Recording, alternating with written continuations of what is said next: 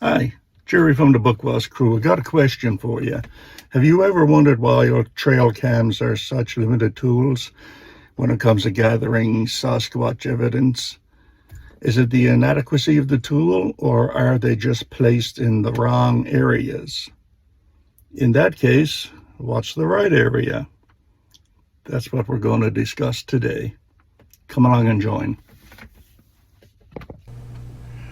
What if you could find a way to increase the odds of success?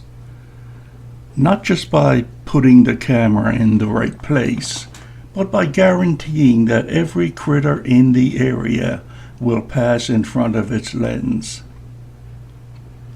This funnel for creatures would have to be in a heavily populated game area, of course, and massive enough to attract all kinds of animals on a regular basis, as it will be too large to ignore, even for a hominid. Not a tunnel, nor a culvert, but a grand concourse is what I'm thinking about. Something huge in width and massive in length, a super game trail. And if Sasquatch exists, this may well be how we will find out.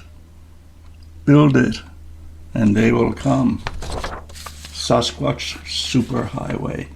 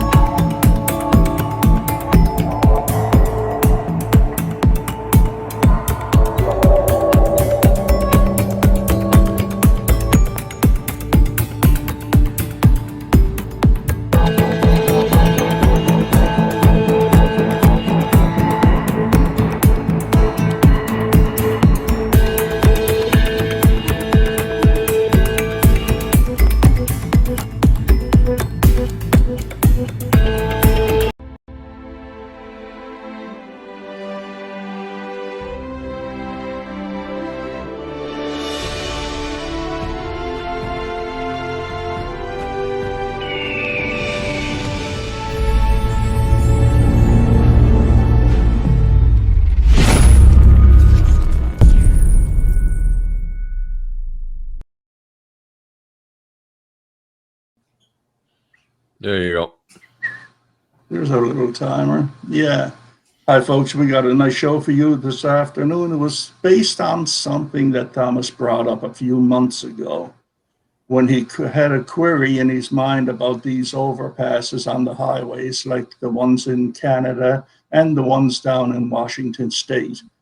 I didn't think too much of it at the time, but as I began to think about the subject and delve into it, how these forms are constructed and maintained and developed, I thought there's some real possibilities here.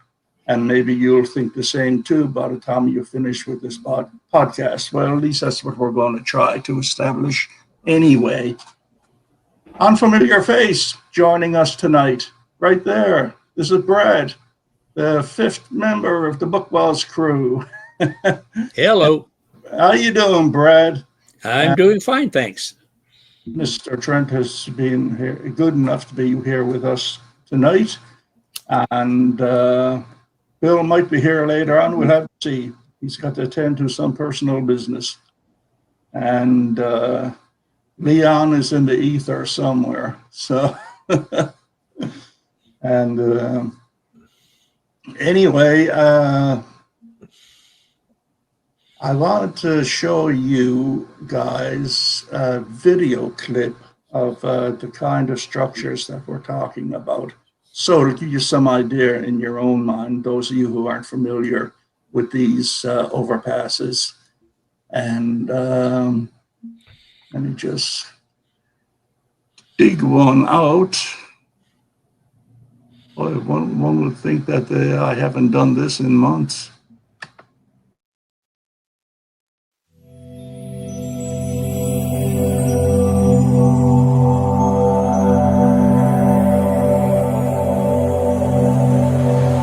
The Cascade Crest goes all the way from Canada down to Oregon.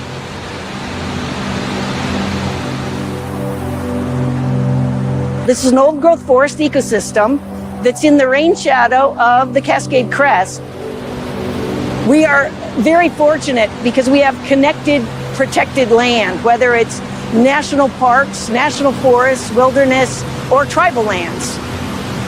In the early 90s, we were recognizing that we had a problem as far as the traffic volumes going up on the interstate and becoming a barrier to the movement of wildlife.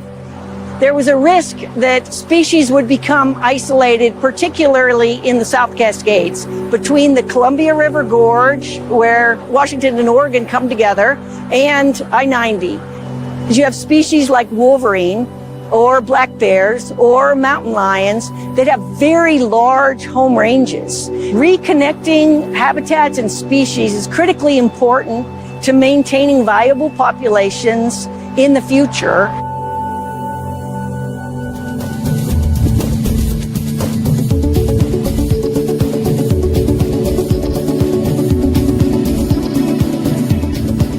We had this great opportunity in about 1999 to start collaborating with DOT because they really needed to modify the highway, go from 4 to 6 lanes, and fix a lot of safety issues. And so that's how that idea came about, to build these things. We'll get back to that again later on. But Thomas, what first drew your attention to these bridges and how they might be linked to Sasquatch? Well, you may recall, and Brad, you may recall, I had an idea some 15 years ago that I talked about on the old Bigfoot. Oh, geez, I can't even remember what that page is called. Bigfoot web page there. I called it the Coquihalla Project. And it was an idea I had years ago about the Coquihalla Highway, the highway that was built between Hope and Kamloops and goes through Merritt in British Columbia during Expo year 1986. Because when they built this highway, and for many decades it was a toll highway, you had to pay to use it, they had wildlife fences on both sides of the highway. And for wildlife to get over the highway, they built tunnels, or wildlife access tunnels, and I think they made 15 of them. And this doesn't include the natural bridges over gorges and rivers and creeks and stuff. So I had the idea 15 years ago of the Coquihalla Project, if we could get solar powered trip cameras to cover all these wildlife tunnels and all the gorge underpasses that covers the rivers and the gorges and the creeks, anything big enough for a man to get through. And we were able to cover that 24/7, 365 days a year. And enough time went by that we got video or photographic evidence of everything we know is there, and we don't get a Sasquatch, well, then that would convince me, at least personally, there was probably no Sasquatch to get. And the idea was it would have to be done in secret, so fools wouldn't try to play games with ghillie suits and things like that, right? But I don't have $2 million to throw away. So that idea never saw fruition. And it wasn't long after that the Trans-Canada Highway going through Alberta between Banff and Lake Louise, that section, even when I was back doing most of my research in Alberta, I had a lot of reports in the park on both sides of the Trans-Canada Highway and sometimes in the area in between the eastbound and westbound lanes of the Trans-Canada Highway. And in the early 90s, the parks had what was called the Red Flag Program, where they put a little red marker flag out everywhere where an animal was killed by a car. And there were hundreds of these damn things. It was very depressing. Everything from a squirrel to a grizzly bear. They tried that for a year, but it didn't work. The public just wouldn't slow down. So they finally decided to build wildlife fences like on the Coquihalla Highway. And they built tunnels for the animals to get across the Trans-Canada Highway. And unlike the Coquihalla Highway, here on at least occasion, they put the odd camera out. But they didn't cover them all, and they only put them out for a week here, and then they would take them down and move them to another one, and then they moved to another one. And after they built the tunnels, they built overpasses over the highway, covered in trees, like what you saw or see in these videos that are just happening in the United States now. And again, the camera would be put out on occasion and then moved away. Well, that's been going on since the mid-1990s. And they have, and you can look this up on the internet, they have video evidence and photographic evidence of everything we know is there, except guess what? They even have some footage of some very strange people. But the only out for this, and in my opinion, and I've said this publicly, and I'm getting a lot of heat for it, is, oh, well, when the cameras weren't there, that's when the Sasquatch went over. Well, of course. Yeah, well, true. I mean, they were so good in Banff National Park with these. They knew through their years of studying that grizzly bears that were alive when the tunnels and overpasses were built wouldn't use them. But bears born and weaned after their construction have no problem with them. Okay? So I was happy as hell at the beginning of late 2023 to hear that in Washington and Oregon states, the I-5 highway that runs all the way from the Canadian border down through Northern California and the I-90 that goes through Ellensburg and the Ellensburg Pass are starting to build not only overpasses, but tunnels as well. And tunnels is really not a good term because some of the ones they're building are the size of a football field. And unlike the ones in Canada, these are covered by cameras 24/7, 365 days a year. So they're continuous. I even heard, though I haven't found it yet, that they plan to let the public be able to watch through these cameras on the internet. So that'll be a good thing too. And that's so I say the next 5 years, 2025 to 2030, for me, at least for me personally, is going to be vital in determining whether or not the Sasquatch exists, doesn't exist, or is just mythology and folklore. Because in 5 years, we get video evidence and photographic evidence of everything we know is there, and we don't get a Sasquatch, you really got to wonder why. You know, And you may even have to ask the question, maybe the Sasquatch did exist, but it doesn't any longer or soon won't. you know, there's something delightfully perverted about having the government pay for an expedition. Yeah. And the simple fact is, these tunnels are not being built with the Sasquatch in mind. It's just to keep wildlife from getting hit by cars on our on their national Well, highway, exactly, but like I mean, we did here in Banff National Park and the Coquihalla. The only thing is, they're not building wildlife fences along the whole length of the highway where the animals have to use them. You know, like in Canada, they have to use the tunnels and overpasses in Banff National Park and the Coquihalla because there's no other way to get through. But in the United States, they're just an easy. It's just meant as a non-threatening, traumatized way to cross the highways without risking getting hit. yeah, well, you got to make it comfortable for the animal. Yeah. And the one real drawback for us in this field is, as you can see by the video you showed, now these tunnels, new underpasses and overpasses are not being kept secrets. So, of course, it's only going to be a matter of time before some clown tries something in a ghillie suit or gorilla costume or whatever. I think that's already been done once. I saw a video of a bipedal type creature crossing one of them in the dead of night. But to me, it just looked like some construction worker. That's all. Just that looked to me. I think I know the one you're talking about. That looked to me like a man. He wasn't even trying to disguise himself. He looked like he was just dressing clothes to me. Yeah, it looked to me like either a construction worker or a night watchman, something like that, you know. But 5 years, if they're going to be covered 24/7, 365 days a year in the heart of what the United States considers, and we all consider in the Sasquatch field, prime Bigfoot territory, and it always has been with a long history there. Well, that's why I 5 years go by, we don't get footage of one. You really got to wonder why.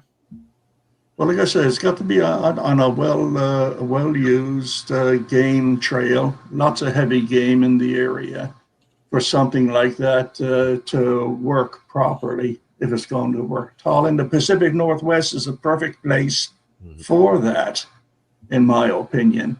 That's why I'm sure they probably got these bridges and tunnels elsewhere in the States and whatnot. But I mean, come on, the PNW is the Pacific Northwest is the heart of Bigfoot country outside of California, you know. So I think it's a really proper place for them to put these bridges. Well, how they put them together and how they work. The I-90 project really started out as a way to reduce road closures due to avalanches. And from the department's aspect, we started looking at other things such as deteriorated concrete pavement, capacity issues. We discovered this whole other aspect that we needed to address as part of this project, one of it being wildlife connectivity. This was an opportunity to create a win-win, fix things for transportation, and also fix things for wildlife connectivity. The I-90 Snoqualmie Pass East project is a 15-mile corridor project. Right now, we're about halfway, about 7.5 miles. We started phase 1 near Hyack, around Lake Ketchilas. We created a wider structure at Gold Creek that allows Lake Ketchilas to back up underneath the bridge and connect with wetlands that were cut off by the roadway. We have multiple undercrossing structures that not only allow additional lanes for the traveling public to cross, but also for wildlife to cross underneath the roadway to get to Lake Ketchilas or to the other side of the highway without being hit. We have avalanche bridges now that allow the snow to go underneath the roadway instead of onto the roadway. So in phase 2 is where we built this big signature structure that you see behind me. This crossing structure here is the Ketchilas Wildlife Overcrossing. It's the first one built on an interstate in the state of Washington. This bridge is 150 feet wide. There is soil on it. There are 8-foot high sound walls so that animals can't jump off, and it protects from the sound and animals feel safe. The first time I was on the overcrossing, I honestly was blown away. If I'm thinking like an animal, it made me feel like, yeah, I would want to use that. And what we're learning in just 2 years is that that is definitely true. Animals like the overcrossing and they like the undercrossings. One of the really cool things is we get to see all these interactions. We'll have a coyote crossing and the elk chase it out. The species we've gotten so far to use the crossing structures are deer, elk, bobcat, coyote, raccoon, mountain beaver, pine marten. We think we got a fisher as well.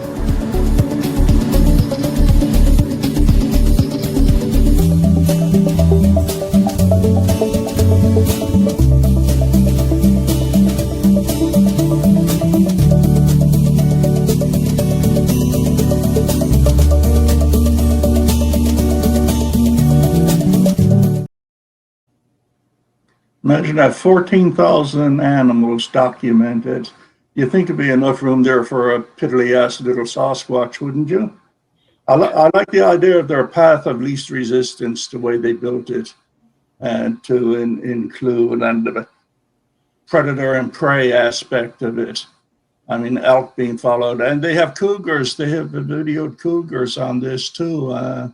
Yeah, one of the reasons that Banff National Park didn't decide to build overpasses covered in trees, big wide ones like the ones you see in that video, was they realized that a lot of the ungulates were getting nervous about using the tunnels because their predators, like mountain lions, had learned to use them as ambush points. Sure. Yeah. Sure. Yeah. And I like how they planted the shrubbery and the plants that are indigenous Hmm. area, things that will attract deer Hmm. and other ungulates. And yeah, it appears to work. It appears to work. You don't need to sit back and wonder if such a thing could ever even get off the ground, because they're already getting thousands of creatures making use of the space.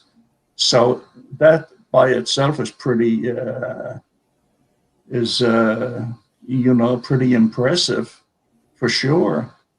And I know in the past the path of least resistance wasn't always usable when it came to Sasquatch, because there's a lot of reports of Sasquatch doing anything but taking the easy path. And we know that ourselves, Thomas. You get reports in the mountains around here. The Sasquatch isn't walking down the logging trail. He's crossing the logging trail and going straight up the side of a cliff, or coming down and crossing the trail and jumping over the side of a bench road or something. So, that idea doesn't always work. But I think these bridges could be very Sasquatch friendly once it happens, like you said about the grizzlies, maybe not 2 generations ago, but a new generation finding new ways. All of that becomes embedded into the animal psyche. Yeah. And all this is really rather recent, from the mid 1990s on in Canada, and in the United States are just doing it now. Oh, yeah. Yeah. And there have been a lot of reports of Sasquatch crossing the I-5 and the I-90, the Trans-Canada Highway in Banff National Park, all these areas, nearly getting hit by cars. There was one famous incident in 1975 in the I-84, the Terry Reams, where a number of people said this thing was panicking in the center of the road, even struck a camper. Even the cops were involved in that one. So tell me something, Thomas. Are you hopeful these camera feeds might be available to the general public? They're supposed to be, but I haven't highway seen cams yet. Yeah. In the mountains show weather conditions in the passes and everything. Yeah, I heard they're supposed to be. These ones in Washington, and they're building them in the Oregon side too on the I-5. But they're supposed to be. We're supposed to be able to look through them on our computer screens, but I haven't seen any sign of that yet. But that's what I heard. Mm-hmm. I feel that when you have a situation where you can video wolverines, fishers, and other species on a regular basis, yet you cannot spot a Sasquatch, then this has to come down to the conclusion that the creature has gone extinct. Or it was. Yeah. Or it was never there in the first place. Yeah. That's There's right. one other issue involved with the cameras versus Sasquatch. There's a lot of discussion on online forums, bigfootforums.com among one of them, that Sasquatch are actually able to detect cameras and avoid them, just like they mostly avoid us. Well, people can't avoid them because we pick people up all the time. Yeah, and you want to know something? How far can they range in their perception of such things? The cameras on these overpasses are a good 80 feet away from the center of it, and they're a good 60 feet high in the air. I mean, they're a real distance. So that's how why, do you think that's why, Brad, can detect? I'm giving it 5 years. Once all the cameras are up and running down there, I'm giving it 5. This is just my personal opinion on it. 5 years. Yeah. 5 years. What I was mentioning actually was referring to game cameras. And you're right. The cameras you're talking about are not game cameras. They're operating 24/7. So they're not triggered by infrared or sound or whatever. Yeah. I mean, right, there are a lot of strange people in the Sasquatch field will make up excuses because they just love the endless merry-go-round, which is what they're really into anyway, not proving whether or not the animal exists or not. They like it. They like the endless circle. Yeah. You bring some. What do you think? You think, yeah, you think that would debunk the idea, these cameras and the range that they have for picking up objects. It would debunk the idea that Sasquatch is aware of the cameras. But you're going to get those people anyway. So, you know. No, when I say 5 years, I'm just talking my own personal opinion. Yeah. Everyone else, there are going to be people going on believing in Sasquatch. The hell freezes over. It's never going to. Yeah, it's never going to end. But this works out as well as it could probably work out. What do you think on the whole subject of Sasquatch research? Is the world getting smaller because of such projects? You know, or will more creatures be brought into the light? You know, as it. No, I think it is a turn up. portion of the research community is not as gullible as it always was in the past. Like us, we are out to find out one way or the other. We're not like religious fanatics pushing a faith, right? Yeah. I mean, just proving the existence of the Sasquatch is just as important as proving its existence. Well, yes, I firmly believe so. That's one more you can just check off the list and onto something else, you know? Because it's always been a question, does this creature exist or does it not? Is it all myth and mythology? But one other thing we have to consider is maybe it did, and it's very close to not existing anymore. Now, what would anyone think? Sorry. Yeah. I'm sorry, go ahead. I was going to say what Thomas was just saying kind of jives with what happens locally here. As you know, I had a sighting 45 years ago, and there were several others in that same valley. And I found physical evidence in terms of a trackway in snow. And yet there's been nothing seen in that valley since. So, you know, have we pushed it out with our logging and camping and wild parties and bush and that kind of thing? Yeah. Has it just gone deeper in the hills? Or has it actually ceased to exist? It just isn't there anymore. Yep. I mean, if it's a hominid, it may have been devastated by. I still remember a very sad documentary film with Jane Goodall in her study of chimpanzees. She had a troop of chimpanzees that was over 100 members, and that whole troop got decimated by a polio outbreak. When it was all over, there was only like 5 of them left. Yeah, but would such a thing be possible in North America? I don't know. I mean, look what somehow some of our First Nations were devastated by diseases. That was back they in the had 80s. no immunity for. Yeah. I know that, but I mean, the metabolism, let's say if it affected a Sasquatch grouping that badly, would it not also affect a grouping of black bears or grizzlies who eat the same food, travel the same areas? I don't know. I've never heard of measles devastating bear populations or smallpox or anything like that, but they definitely devastate human and chimps and hominids. Yeah.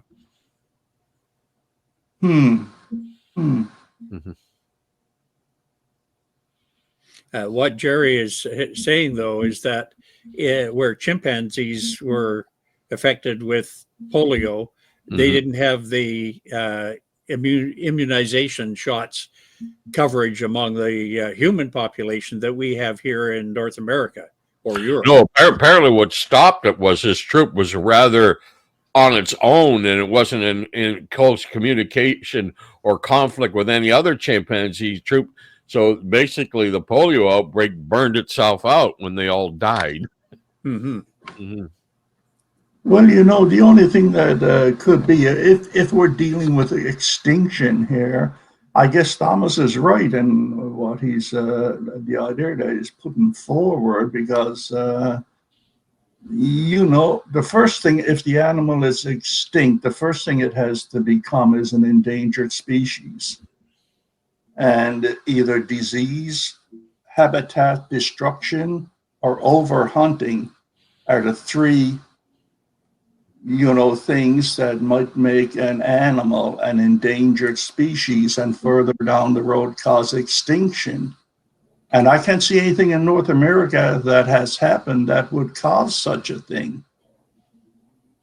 No, the only thing I think the way it would be if we caught something from close proximity to human beings and spread it out. But if the Sasquatch does exist, and I think my small family group idea is right, I don't see how it could spread through the entire population. But it's quite exactly. It's quite possible.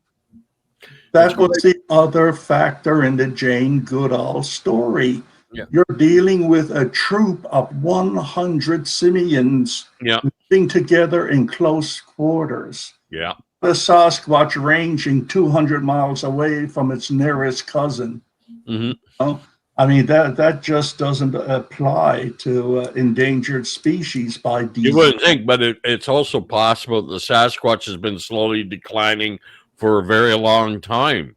It could be genetics, 40s, yes. 50s, and 60s were their last hurrah as we were starting to build roads and everything into the wooded areas, and they've been slowly dying out forever, Yeah, it could be just natural genetics. Gigantopithecus has supposedly died out.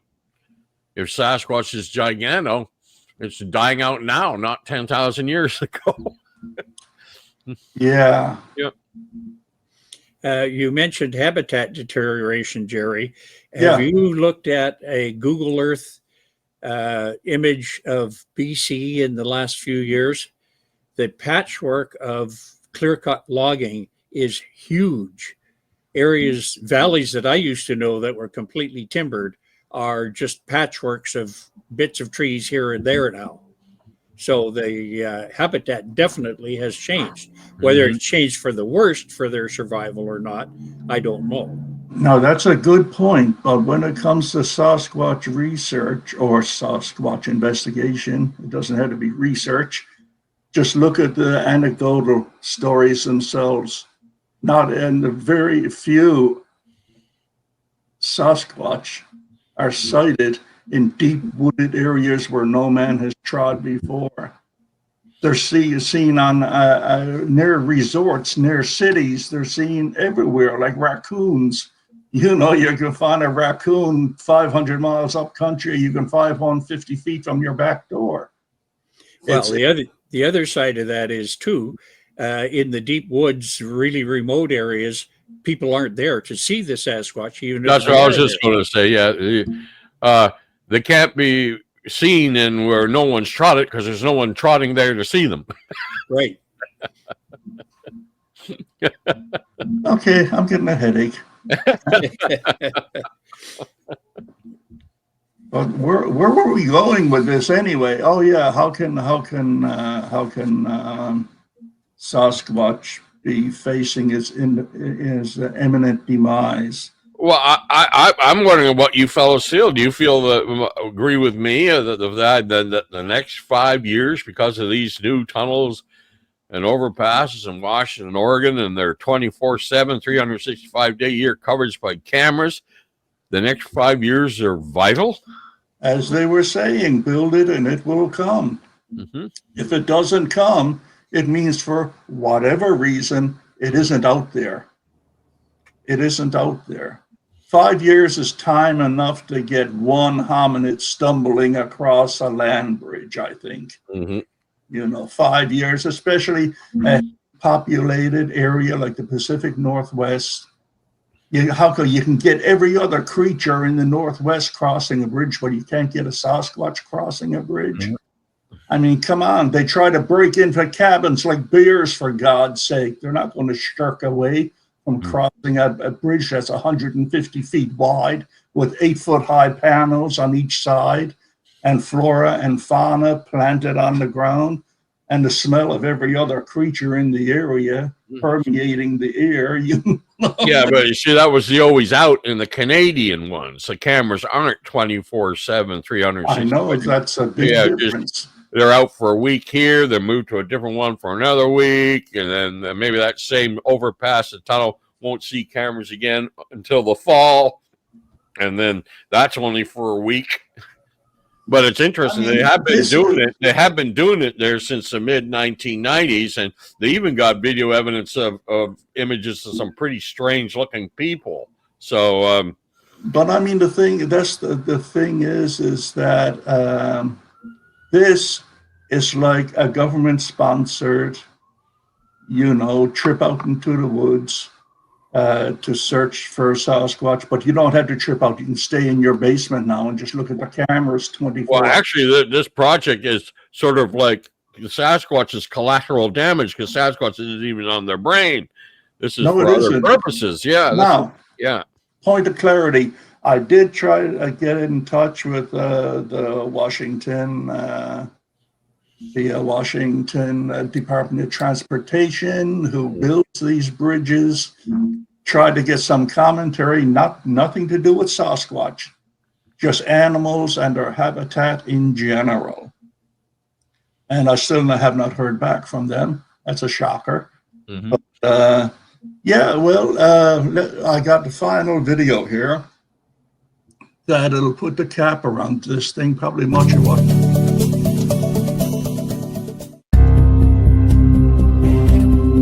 We knew mountain lions were present on either side of I-90, just waiting to cross.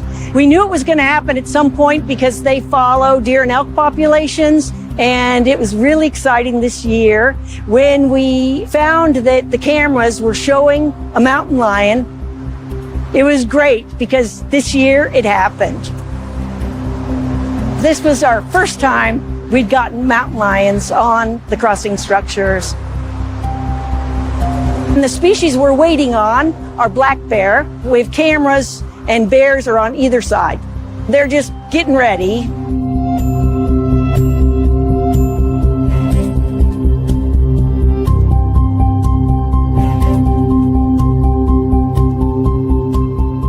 We also, in the future, are looking for wolverines to use these crossing structures.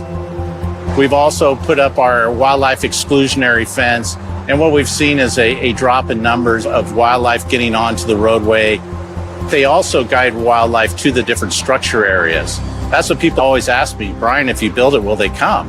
And I said, yeah, they'll come because we'll funnel them to those safe crossings. One of the things I really appreciate about the Washington Department of Transportation is their creativity and innovations, trying to solve some of these problems. We're trying to build habitat within these crossing structures to mimic the natural habitats. We want them to see this seamless transition where they're coming out of this old growth forest and it seems the same all the way through.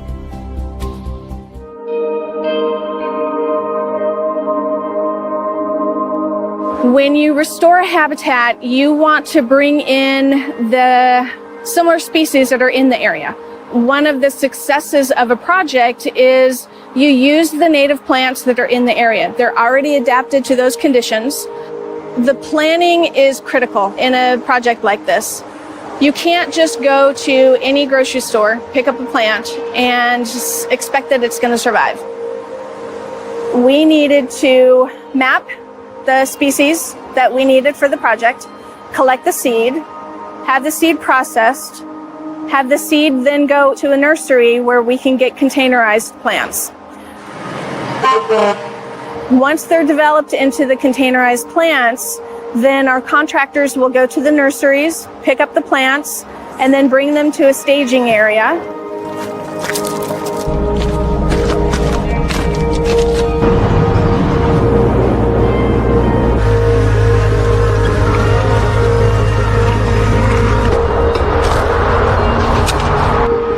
I think this last phase that we planted last year, which included the overcrossing, 80,000 plants.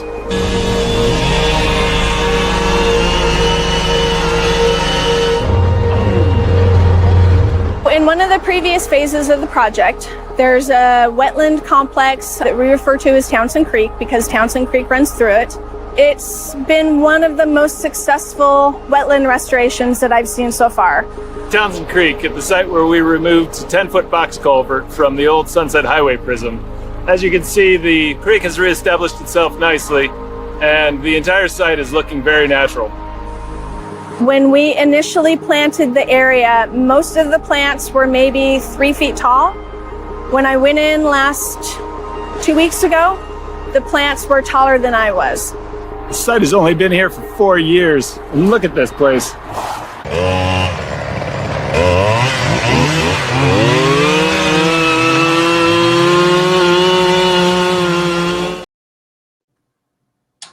You know, the shame of it is that there are going to be people, as soon as they see these videos, who are going to twist themselves into pretzel knots, trying to figure out a way why it won't work. It won't work because of this, it won't work because of that. And the reason that they'll be thinking that way is because they will be afraid that nothing will happen. Oh, yeah. Nothing will be spotted, nothing that will increase the belief, or whatever word you want to use, in Sasquatch and his existence. So they're going to throw up a barricade right at the beginning and saying, this ain't going to work. Of course you're not going to see a Sasquatch. I'm beginning to sound like Rennie the Hinden now. Of course you won't see one. It ain't going to work. The Sasquatch picked up and went through the wormhole and jumped through and came out the orb. Now that's a possibility. Yeah, forget overhead tunnels. Yeah. Like I said, wormhole. I don't really give a damn about the attitude of the inmates running the asylum, okay, or the woo. You know, I don't care. I'm out. I've always been out to find an answer to the Sasquatch question: does it exist, or doesn't, or is it a case of did it exist and it doesn't any longer? Well, I'm always of the opinion that if it is of this world, it has to act as if it's of this world. And that's no portals, no time machines, no nothing. It's just an animal, like a bear is an animal. And it has to have the same values as a bear and the same structure as a bear to exist. And as a researcher in the zoological approach, disproving its existence is just as important as proving its existence. Because we're trying to find an answer to a question. We're trying to find an answer to a mystery. It's long been said that whoever finds the truth about the Sasquatch phenomena is going to be somebody just like these people at the Department of Highways. Somebody who's building something totally unrelated to Sasquatch, but it's over Sasquatch as it's being built. And that's the way Sasquatch, aside from being found in a drawer in some museum somewhere, that's the only way Sasquatch is going to be found. It's over 50 years now since the last somewhat credible piece of evidence has been put forth, and it's been pretty dry since then. And I find even locally, as you know better than anyone, Thomas, have just dried up. Well, not quite. Still waiting to hear from this lady. I found out her name. But she has not replied yet.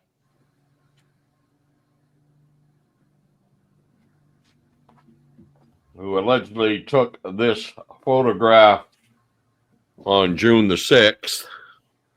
Yeah. Yeah. So, again, another is it or isn't? And if it's not, what did she actually photograph? That's why I'd like to go and interview her and go, and if not, possibly go to the spot, because apparently it was taken right here northwest of Mission somewhere. So I'd like to go and have a look to see if there ain't some natural object like a stump or something there that in the right light conditions could have resembled something there, or whether or not this is an attempted hoax, or did she actually see what she thought she saw. So again, if the witness doesn't want to talk about it, that's a red flag, but it doesn't actually rule it out. So yeah. But it's just the fact that it's the usual single picture. Yeah. And, I mean, they couldn't wait to snap off a couple of more pictures as it moved further away or something like that. So you can get, Well, I can't criticize that too much because in all the years I've looked, I've maybe had a fleeting glimpse myself once, and I had the camera in my hand, and I didn't get a picture of it. Yes, but this Over that person did. fast. Yeah. But this person did. Yeah. That's the difference. Yeah. I can understand someone fumbling with their camera and not even getting a shot off. But Yeah. this one did get a shot off. A fairly clear shot, too, except for the distance of the object, you know? And But it could be a case of mistaken identity, like the case Brad and I checked out just a few years ago. What was the name of that little lake there, Brad? Up Weaver Lake. Weaver Lake. Pretty sure it was a guy in a hoodie. yeah, I remember the day that you guys went up to check that out, I was just over the hill at Jones Lake. I've been camping there for almost a week. And and I never heard about it till about a week and a half after it happened. Yeah, Thomas and I were there the next morning, the day after they left. Yep. The only thing I didn't like was somebody in the site between where the object was and where the camera was photograph was actually taken from. Someone moved into that campsite in between and put a tent up right in the line of sight. But we managed to get it anyway. Brad went to where it was, and I took his photograph. I went to where it was, and Brad took the photograph, and we did a good comparison. And Was it you on the road? saw a trailhead, and you saw a bear-proof garbage container, and probably it was an early morning shot of a fellow camper either going down the trail or coming off the trail or dropping off his garbage in the garbage chutes. Yeah, as is the case, a good many at the times. Yeah, to answer your question, Gerry, it wasn't on the road, but it was only a few steps off. Yep. Where, as Thomas said, there was a garbage bin. Yep. You had to turn off the road, walk in 20 feet or so, and that lined up with where the person said they saw the creature from. Okay, so where they took the shot from. Where they took the shot from was 50 to 80 yards away. Mm-hmm. Yeah, so I take it that the ground was not conducive for any kind of impressions or anything like that. No, hard packed trail. Mm-hmm. Figures, yeah. Forest Service Road hardback trail, and hell, a nice little bit of water in between where it was, where the camera was taken, and a boat dock to our right. Oh, and the spot where the creature supposedly was standing wasn't just the garbage bin. It was also the entrance to a trail that goes around the lake. Mm-hmm. So it was conducive for anybody to go through that particular spot. Yeah. And again, was it once again just the one picture? Yes. Yeah. Yeah. See? But then again, it could have been all those things you mentioned, or maybe it was a Sasquatch. Yeah, but you never know. We don't know. But there are other explanations what could account for what's in the photograph, just like there is probably in this latest example. But again, I want to find out more. Yeah. Well, most certainly. But you are right, Brad. 2024 was the first year in all the years I've been in this where I never had a single report. Not one.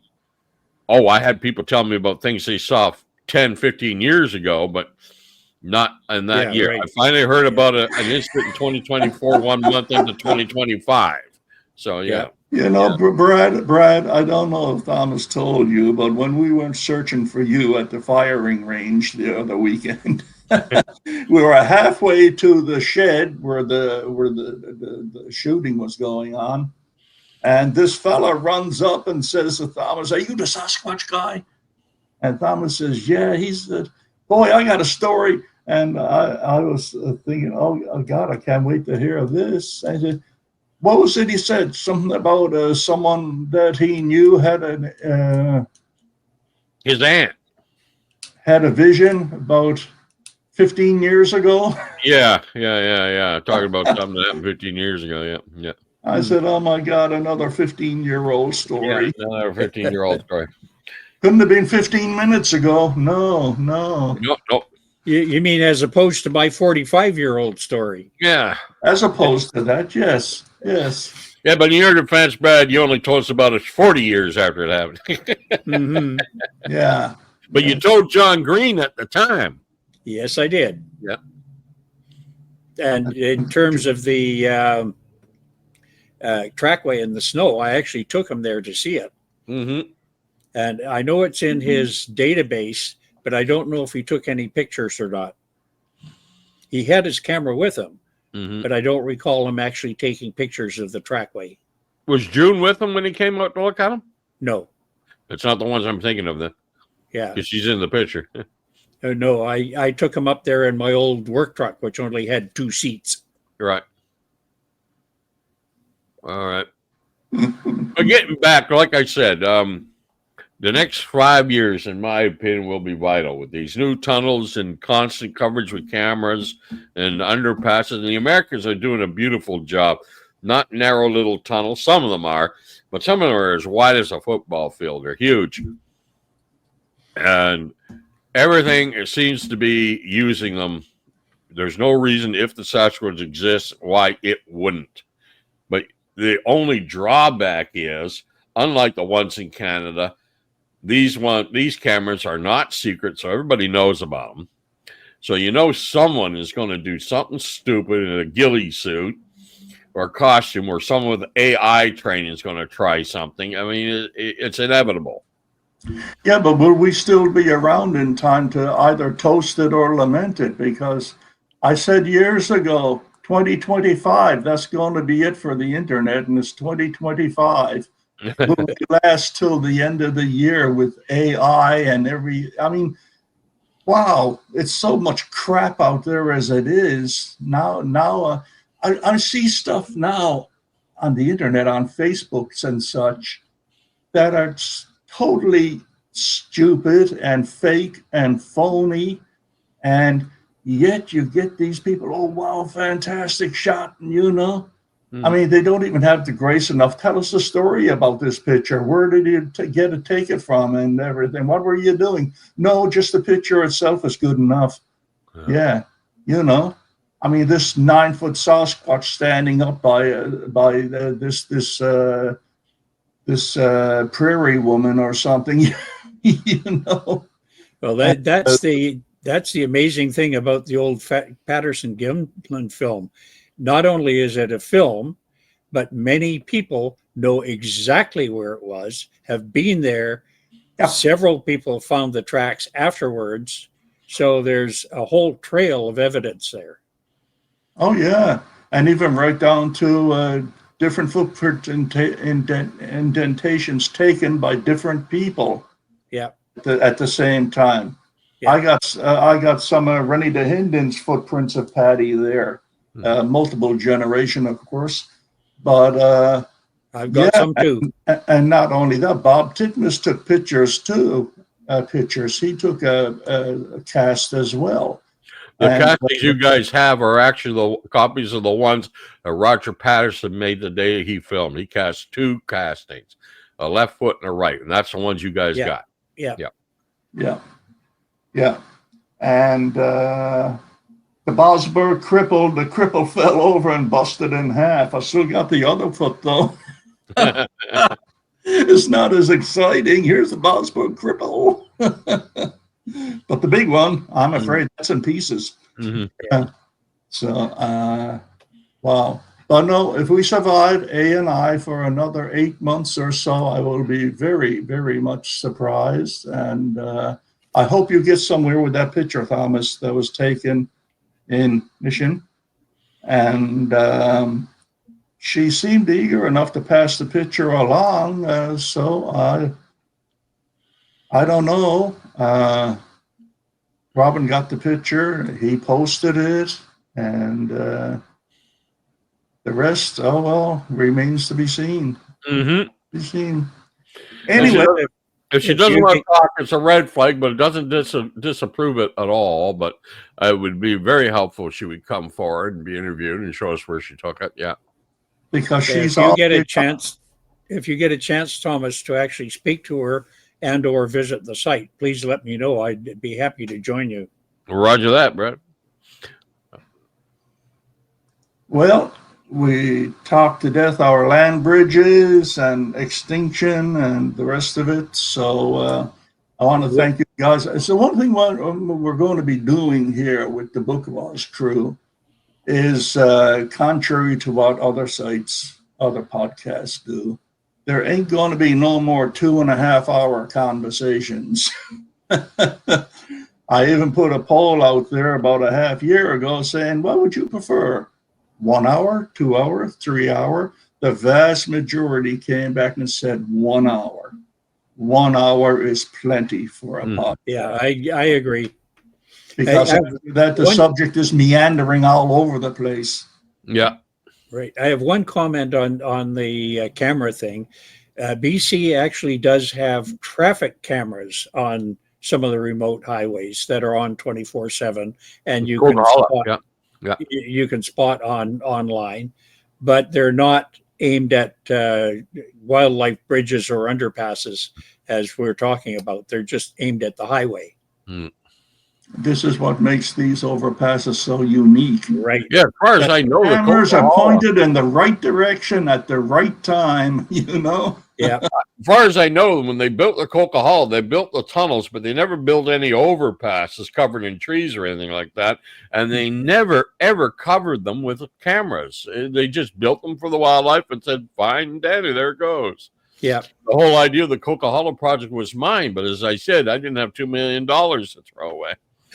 You know, right. The thing I marveled about the Department of Transportation, the Washington Department of Transportation, is the snow. They didn't build snow sheds. They built bridges, highways elevated so the snow, when it comes down, goes underneath the highway. So no more having to shoot rockets up there to cause an avalanche so they can clear it away and stuff like that. All the maintenance and expense is gone because the snow just comes down and goes under the highway and out the other side. And the location on the Coquihalla where the snow shed is, there's no way to build the highway high enough to have the avalanche go under. It's way too big. That's why they built the highway under a snow shed. And in recent years, you may recall, we had some very big slides in the Coquihalla that took out parts of the highway here, there, and a few other places. Yeah, that wasn't snow. That was flood. Yeah, there was rocks, mud, and garbage. Yeah. And it's still happening on a smaller scale at many different spots. One of the hazards of living in mountain country. That's what you get for living in mountain country. Yeah. Simple as that. You know, you can't complain about it because you can't complain about earthquakes. You can't complain about floods. You can't complain about avalanches because you knew going in what kind of country you're going to set up your digs in. So, you know, still it sucks when it happens, but, you know, what the hell? Still working to live here. Guys, thank you very much. It's coming to the top of the hour. I think it was time well spent. Brad, welcome on board, my friend. Thank you. I enjoyed it. I even figured out how to get the camera working with a little help from my daughter. Well, there you go. God bless those talented little fellows and girls who know how to make this kind of stuff operate and seem flawless. Because it's been 6 months and I've forgotten most of everything, even how the StreamYard program works. So anyway, thank you very much, guys. We'll do it again soon. And God bless. Okay, let us know. That I will.